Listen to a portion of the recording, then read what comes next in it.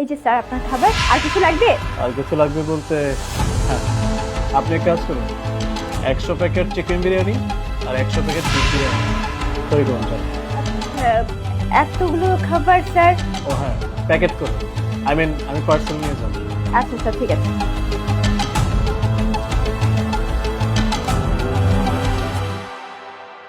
Sir sir, আজকে না আমাদের অনেক বড় একটা অর্ডার এসেছে। শেফ কোথায়? এই স্যার আমাদেরকে 100 প্যাকেট চিকেন বিরিয়ানি এবং 100 প্যাকেট বিফ বিরিয়ানি অর্ডার করেছেন। কি বলছো? উনি এতগুলো খাবার অর্ডার করেছে? জি স্যার। এক্সকিউজ মি, একটু দিকে আসুন। স্যার আমাকে ডাকছে, আমি শুনে আসি। চল। জি স্যার, বলুন। আপনি এক কাজ করুন, আপনাদের রেস্টুরেন্টের স্টকে যত ধরনের খাবার আছে, চিকেন বিরিয়ানি, বিফ বিরিয়ানি, যে সমস্ত খাবার আছে আপনি সব খাবার তৈরি করুন, রেডি করুন আর কি। আমি সব কিছু পার্সেল নিয়ে যাবো। আপনি স্যার এতগুলো খাবার অর্ডার করছেন, এতগুলো খাবার আপনি নেবেন? আপনি sure sir? Yes, of course sure. আপনি যান, সব কিছু রেডি করুন, আমি প্রয়োজনে বিল পেড করে দিচ্ছি। Okay sir.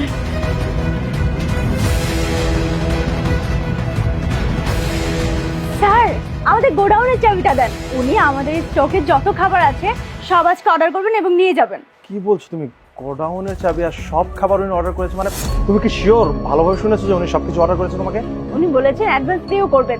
আর আপনার যদি বিশ্বাস না হয় আপনি যান ওনার সাথে কথা বলুন। আচ্ছা ঠিক আছে, তুমি যাও, গিয়ে সব খাবার রেডি করো আর পার্সেল করো, আমি ওনার সাথে কথা বলছি। Okay sir.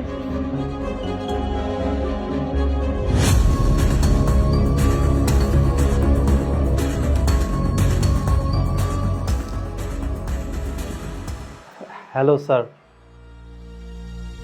স্যার শুনলাম আপনি নাকি আমাদের রেস্টুরেন্টের অনেকগুলো খাবার অর্ডার করেছেন।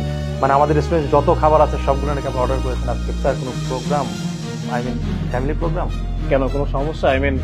আমি যে অর্ডারগুলো করেছি খুব বেশি হয়ে গেছে, আপনাদের সার্ভ করতে বেশি কষ্ট হয়ে যাবে? না না স্যার, এমন কিছু না। না, আমি বলছিলাম যে আপনি এতগুলো খাবার নিয়ে কি করবেন? অবশ্যই কোনো প্রোগ্রাম থাকতে হবে বা ফ্যামিলি প্রোগ্রাম থাকতে হবে, আর না হলে আপনার হয়তো আমাদের খাবার নিয়ে গিয়ে বাইরে কোনো জায়গায় সেল দিবেন, এমন কিছু স্যার? না না, আসলে ওরকম কিছুই না। আসলে পাশে একটা এতিমখানা আছে, ওখানে মোটামুটি অনেকগুলো বাচ্চা কাচ্চা আছে। ভাবলাম যে সবগুলো বাচ্চা কাচ্চাকে ভালো কিছু খাবার দিব, তাই আপনাদের এখান থেকে অর্ডার করি। আর আপনি মারুফ না? জি স্যার, আমার নাম মারুফ, কিন্তু আমি তো আপনাকে চিনতে পারলাম না। আচ্ছা, তোর কি স্কুল লাইফের কথা মনে আছে? School life? রাজ। আরে রাজ, কি অবস্থা বন্ধু? কেমন আছিস তুই? ও মাই গড, তুই তো একবার পুরোপুরি চেঞ্জ হয়ে গেছিস, তোর তো সবকিছু পরিবর্তন হয়ে গেছে। হ্যাঁ আছি, তোদের দোয়ায় বেশ ভালোই আছে। আর পরিবর্তনের কথা বলছিস? হ্যাঁ, পরিবর্তন হয়েছে, সময়ও পরিবর্তন হয়েছে, সাথে সাথে নিজেকেও পরিবর্তন করেছি। আগে গরিব ছিলাম, এখন বড়লোক হয়েছি। হ্যাঁ, সবারই একটা পরিবর্তন হয়েছে। এক কাজ কর, অর্ডার যেগুলো দিয়েছি সব কিছু রেডি কর, আমি যাওয়ার সময় পার্সেলগুলো নিয়ে যাবো। আচ্ছা ঠিক আছে, আমি খাবার রেডি করছি। তারপরে একটা কথা ছিল তোর কাছে, যে তুই এতগুলো খাবার অর্ডার করে কি করবি আমাকে একটু বলতে, যদি মাইন্ড করিস না আর কি। আসলে পাশে একটা এতিমখানা আছে বুঝছিস, সেখানে মোটামুটি অনেকগুলো বাচ্চা কাচ্চাই আছে।